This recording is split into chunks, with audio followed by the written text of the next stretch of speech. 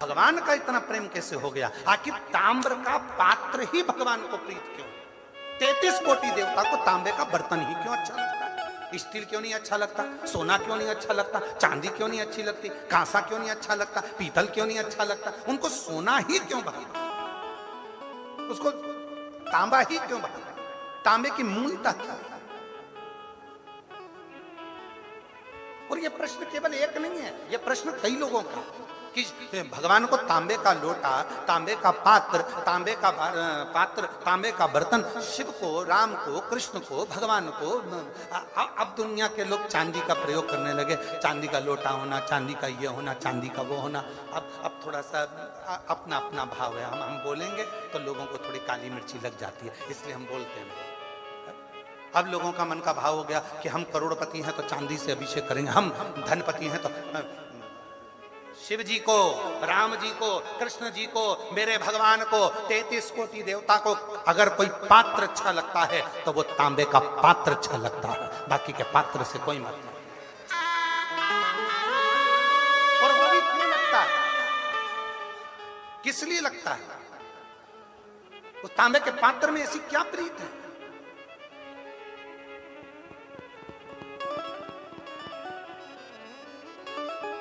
उसमें ऐसी क्या प्रीति आ गई? तो उसका भी वर्णन हमारे यहाँ शिव महापुराण में। और अगर शिव पुराण में नहीं पढ़ सकते तो वराह पुराण, और वराह पुराण गीता प्रेस गोरखपुर की लेकर आना, और वराह पुराण में उसका अध्ययन करिएगा, वराह पुराण में उसको पढ़िएगा। पृष्ठ संख्या 227, अध्याय 129, वराह पुराण आप उसमें पढ़िएगा, एक चरित्र मिलेगा बड़ा सुंदर। शिव का एक भक्त है, पर हे असुर, राक्षस है, असुर है, असुर प्रवृत्ति है उसकी, और नाम है उसका गुड़ाकेश। उसका नाम है गुड़ाकेश, और वो गुड़ाकेश वराह पुराण कहती है वो गुड़ाकेश असुर है, बहुत उपद्रव मचाता है, बहुत उत्पात मचाता है, बहुत उत्पात।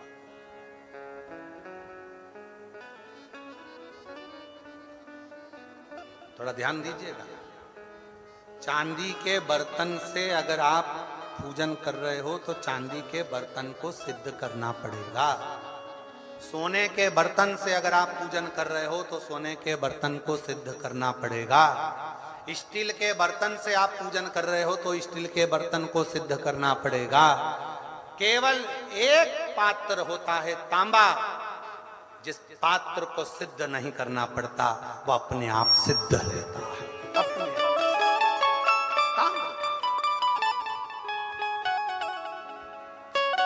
वराह पुराण कर रही है, शिव पुराण वर्णन कर रही है।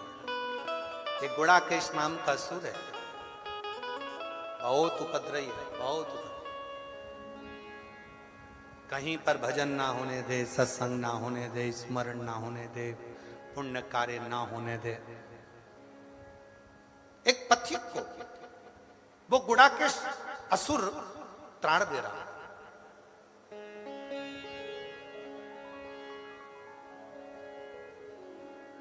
बहुत ताड़ दे रहा।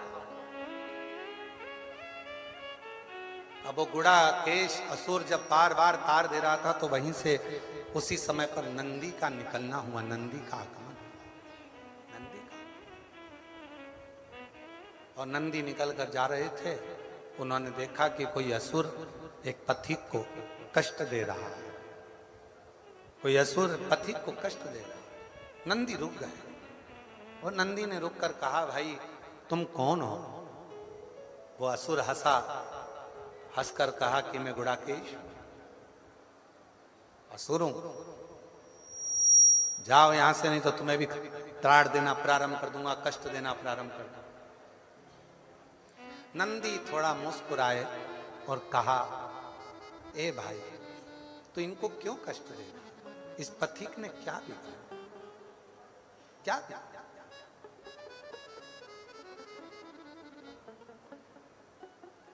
इस पथिक ने तेरा कुछ बिगाड़ा है जो तू उसको कष्ट दे रहा है? दुनिया में ऐसे कई लोग ऐसे हैं जो किसी को पहचानते नहीं हैं, एक आध बार मिले भी नहीं है, उसको जानते भी नहीं है, पर किसी ने एक कमेंट्स बुरा कर दिया, बुरा लिख दिया और उसने फिर कमेंट्स में बुरा लिखना प्रारंभ कर दिया। तू उससे मिला था क्या? तू एक आध बार उससे मिलकर आया था क्या? नहीं मिला, फिर कमेंट्स क्यों कर रहा है? जब हम उसे पहचानते ही नहीं, हम उससे मिले ही नहीं, उसका स्वभाव ही नहीं जाना, उसका व्यवहार ही नहीं जाना, और किसी ने निंदा करी और तुमने निंदा करना प्रारंभ कर दी। किसी ने निंदा करी और तुमने निंदा करना चालू कर दी। पड़ोसन को क्या मालूम कि तेरी पड़ोसन की बहू कैसी है, और तू आते से ही बस उसने निंदा करी और तूने बोलना हाउरी होगी तेरी बहू ऐसी होगी।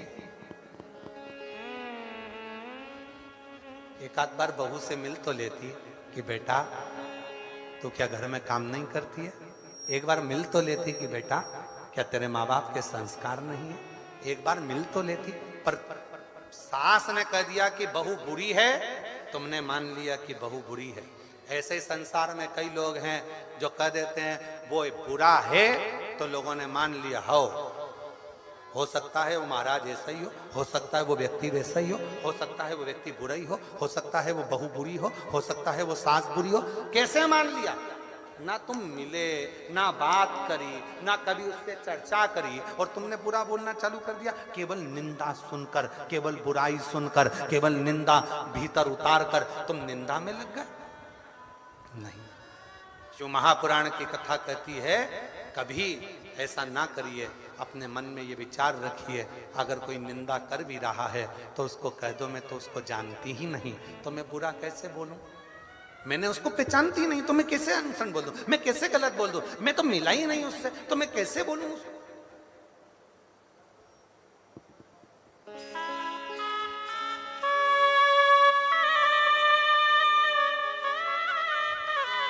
एक बात बोले हम आप लोगों को, सबसे अच्छा काम अगर किसी का लगता है तो हमको तो हमारा लगता है। क्यों? क्योंकि हम किसी से मिलते भी नहीं, बात भी नहीं करते, तो कोई हमारे पास में आके किसी की निंदा भी नहीं करता और ना किसी की बात हमारे सामने आकर बोलता। मिलते ही नहीं। केवल 2 दिन, 5वां और 6ठा दिन थोड़ी बहुत देर जो समय होता है उस समय पर मिल लेते, बाकी के दिन तो कोई बोल भी दे के मिलने का, चलने का कहीं ना, तो और ना किसी के घर जाते और ना किसी के मिलने के लिए कोई। और सबको मालूम है कि महाराज मिलेगा तो है ही नहीं, तो टाइम बर्बाद करने से कौन सा मतलब है? जाके खड़े भी हो जाएंगे तो नहीं मिलेगा। सबको मालूम है कि मिलने वाला तो है नहीं, भजन ही करेगा वो, मिलता तो है ही नहीं।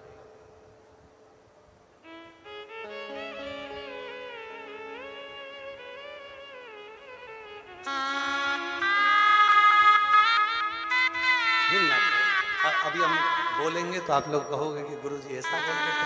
अभी सूरत में कथा थी, सूरत को डायमंड नगरी कहते हैं, हीरे के डायमंड। अब हम क्या बोले, एक भगत आए, कहा आशीष भैया को ऐसा ऐसा है और ऐसा ऐसा क्रम है, गुरुजी को बोलो ना 5 मिनट आए। डायमंड नगरी थी। हमने कहा आशीष उनको बोलो एक डायमंड हमारे पास में है, हमारा कुबरेश्वर बाबा, एक डायमंड है हमारे, कोहिनूर हीरा है, कोहिनूर, उसके आगे सारे हीरे फीके हैं। ये वो हीरा है जो रोता हुआ, जो जिस कामना से कथा के पंडाल में आकर बैठता है और मेरे शिव की शरणागति में बैठकर जो मांग लेता है, दुनिया क्या देगी वो देव अधिदेव महादेव 3 महीने में उसकी झोली में डाल।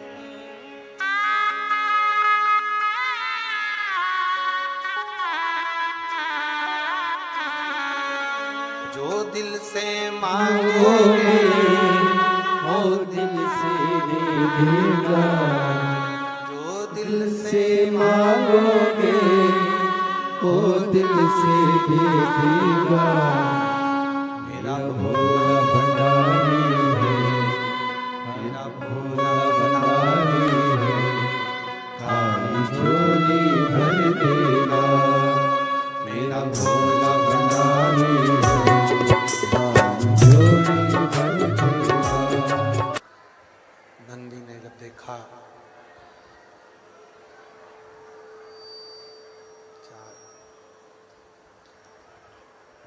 किलोमीटर है ना शंभू। नंदी ने जब देखा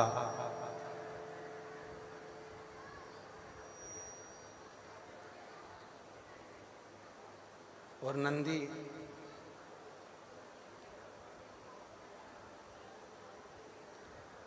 गुड़ाकेश असुर को रोकता, तुम ये क्यों कर रहे हो, किस लिए कर रहे हो, ये ठीक नहीं है। किसी को कष्ट देकर आप जिंदगी में कभी सुखी नहीं रह सकते।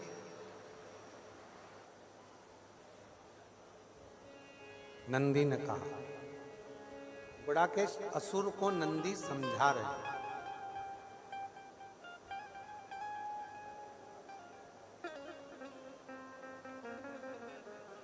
गुड़ाकेश असुर को नंदी समझाने का प्रयास कर रहे हैं कि आप किसी को कष्ट देंगे तो क्या सुखी रह जाएंगे।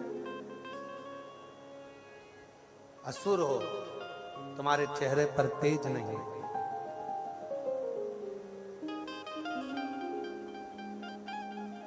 यदि शरीर में तेज बढ़ता है तो कुछ अच्छा करने से, कुछ सत्कर्म करने से, कुछ श्रेष्ठ करने से शरीर में तेज बढ़े। सूर्य की लालिमा जैसी शरीर में चमक चाहते हो तो कुछ अच्छा कर्म करो, श्रेष्ठ कर्म करो। और जब व्यक्ति अच्छा कर्म करेगा तो उसका चेहरा, हम फिर निवेदन करेंगे, क्रीम की चमक कुछ महीनों की रहती है। ब्यूटी पार्लर की चमक कुछ घंटों की रहती है। और अच्छे कर्म की चमक मरते दम तक रहती है। अंत घड़ी तक, अंतिम समय तक चमक बरकरार रहती है। इसलिए फिर निवेदन करें, हिम्मत बुरे कर्म कर बंदे वरना पछताएगा। भगवान की आंखों से तू बच नहीं पाएगा, तू बच नहीं पाएगा। हरि ओ अज्ञानी मत करना दानी। कर्म करिए और जितने अच्छे कर्म आप जिंदगी में करेंगे उतने आपके जीवन में वो तेज, वो चमक बनती चली जाएगी। अच्छे कर्म से। कथा चल रही है कि तांबा का बर्तन, तांबे का लोटा भगवान को क्यों प्रिय, तांबे का पात्र भगवान को क्यों प्रिय, कथा चल रही। तो गुड़ाकेश, तुम सूर्य की लालिमा जैसी लालिमा यदि चाहते हो, तेज चाहते हो, तो शिव की साधना करो, शंकर भगवान की उपासना। और गुणाकेश ने ये विचार कर लिया कि अब मैं अगर करूंगा तो शिव की साधना ही करूंगा। मैं शंकर भगवान की साधना करूंगा, मैं शिव की साधना करूंगा, मैं शंकर भगवान का भजन करूंगा। शिव साधना है। गुणाकेश भगवान शंकर की साधना में लग गया और शिव नाम का जप गुड़ाकेश करने लगा, भगवान शंकर की साधना करने लगा, शंकर भगवान का भजन कीर्तन स्मरण करने। गुड़ाकेश शिव कथा कर रही है।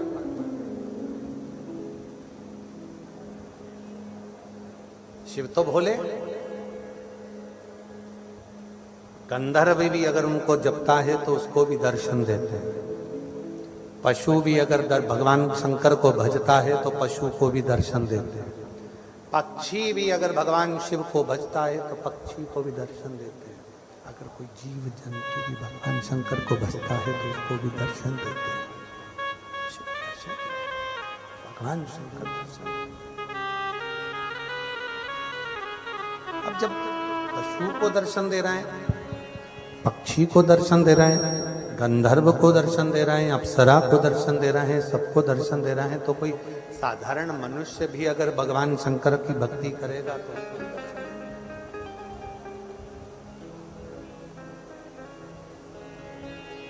तुम यदि उसको भज रहे हो, तुम यदि उसकी साधना कर रहे हो, तुम उसकी उपासना कर रहे हो, शंभु शंभु, तुम जब उसकी साधना कर रहे हो, आराधना कर रहे हो, उपासना कर रहे हो, तो वो दर्शन जरूर, शिव दर्शन। गुणाकेश के सामने भगवान शंकर एक छोटे से ग्वाले का रूप रख कर आ गए। ये स्पीकर चल रहा है क्या भैया? देखना जरा, कान लगा के सुनो जरा इन स्पीकरों को। गुणाकेश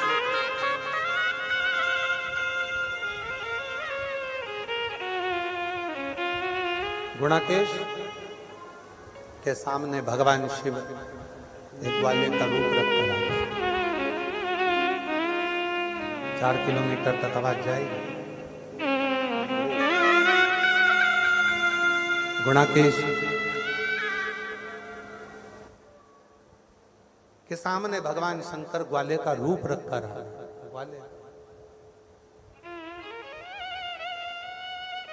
और जब ग्वाले का रूप रखकर आए, थोड़ी देर तक गुणाकेश को भगवान शिव देखते रहे।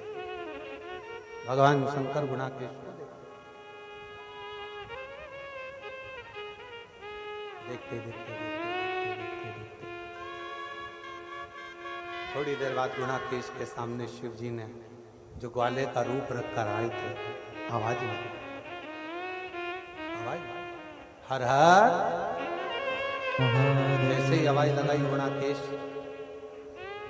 नेत्र खोला, नेत्र खोलकर ग्वाले के ऊपर गुणाकेश को क्रोध आ गया।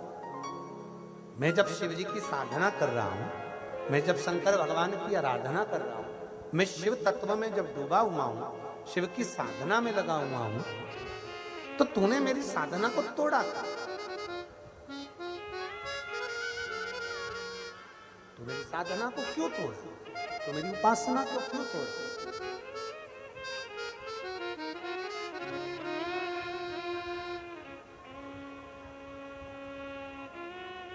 भगवान शिव जो ग्वाले का रूप रखकर आए, भगवान शंकर जो ग्वाले का रूप लेकर आए, भगवान शंकर ने कहा, ग्वाले का रूप रखकर